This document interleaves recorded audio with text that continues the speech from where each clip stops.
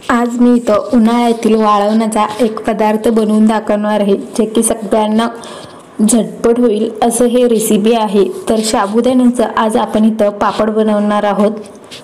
तर त्यासाठी इथं मी साबुदाणे घेतलेले आहेत। तर तुम्ही छोटे किंवा मोठे साबुदाणा इथं घेऊ शकता। तर मी इथं साधारण एक मोठ्या वाटीनं एक वाटी मी इथं साबुदाणे घेतलेले आहेत।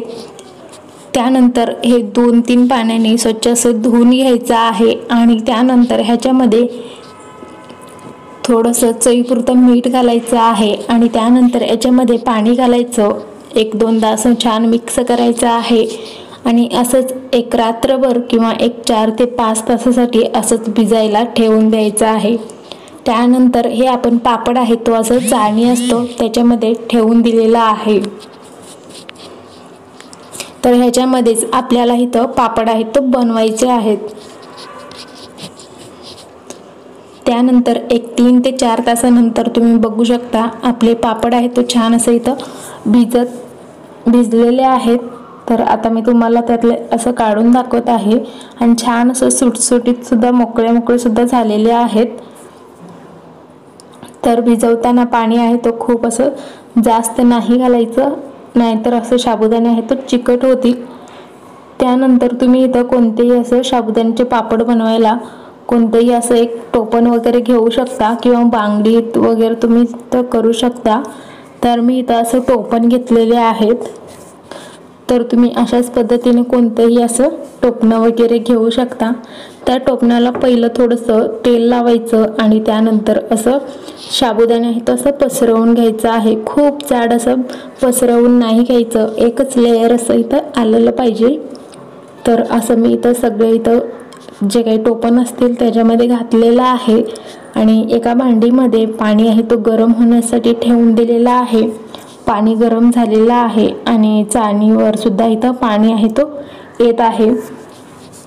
तर आता आपल्याला इथं गॅस आहे तो बारीक करायचं आणि जे आपण टोपणामध्ये हे शाबू आहे तो घेतलेला आहे त्यातले हे टोपण इथं जेवढे बसतील तेवढे टोपणं इथं ठेवून द्यायचं आहे। तर साधारण एक 3 ते 4 इथं टोपणं इथं बसणार आहेत। तर मी ते टोपणं इथं ठेवून घेतलेलं आहे। तर साधारण आपल्याला 1 किंवा 2च मिनिटासाठी हे इथं वाफवून घ्यायचं आहे। कुठलंही असं हवा वगैरे जाता कामा नये। तर कुठं हवा जात असेल तर तुम्ही त्याला इथं असं बंद करून घेऊ शकता। तर साधारण 1-1.5 मिनिटानंतर मी इथं बघत आहे तर छान इथं आपलं साबुदाणा पापड आहे तो शिजलेला आहे, छान असं वाफून निघालेला आहे। तर आता मी हे काढून घेते आणि तसंच दुसऱ्या टोपणामध्ये जे आपण साबुदाणे भरलेले आहेत तर ते सुद्धा असं लगेच इथंच ठेवून द्यायचं आहे। खूप झटपट होणारे साबुदाण्याचे पापड आहेत।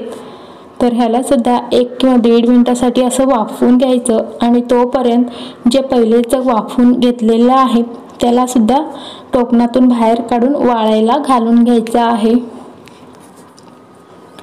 त्यासाठी तुम्ही कोणत्याही कापडावरती किंवा पॉलिथिनवरती हे घालून घेऊ शकता। तर खूप सहजपणे असे निघत आहेत, तुम्ही बघू शकता। फक्त असं हे टोपण आहे तो असं पलटी करायचं म्हणजे त्यातले सगळं निघतील किंवा एखादा चमचा घेऊन त्यामध्ये असं गोल फिरवायचं, त्याने सुद्धा छान असं सहजपणे निघून येतील। तर एक झालं की एक इथं आपलं बनवून तयार होतो। गॅस सुद्धा बंद करायची गरज नाहीये। तर असंच करून सगळे इथं साबुदाण्याचे पापड आहेत तो बनवून घ्यायचे आहेत। तर तुम्ही इथं मोठे किंवा छोटे आहेत तो साबुदाण्याचे पापड बनवून घेऊ शकता। एक दुपारी वगैरे किंवा एक 3 ते 4 तासानंतर इथं पलटी करून घ्यायचं आहे म्हणजे खालचा भाग सुद्धा छान असं वाळून निघतील। तर 2 ते 3 दिवस ह्याला छान असं कडकडीत उन्हामध्ये वाळून घेतल्यानंतर तुम्ही बघू शकता अशा पद्धतीने दिसत आहेत। तर आता हे साबुदाण्याचे पापड मी तुम्हाला तळून सुद्धा दाखवणार आहे। त्यासाठी तेल आहे तो गरम झाल्यावर एखाद पापड असं घालायचं आहे आणि त्यानंतर तुम्ही बघू शकता आपले इथं साबुदाण्याचे पापड बनवून तयार झालेले आहेत।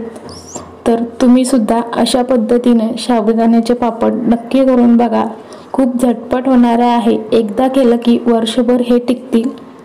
तर व्हिडिओ आवडला असेल तर लाईक शेअर सबस्क्राईब करा. Bye bye.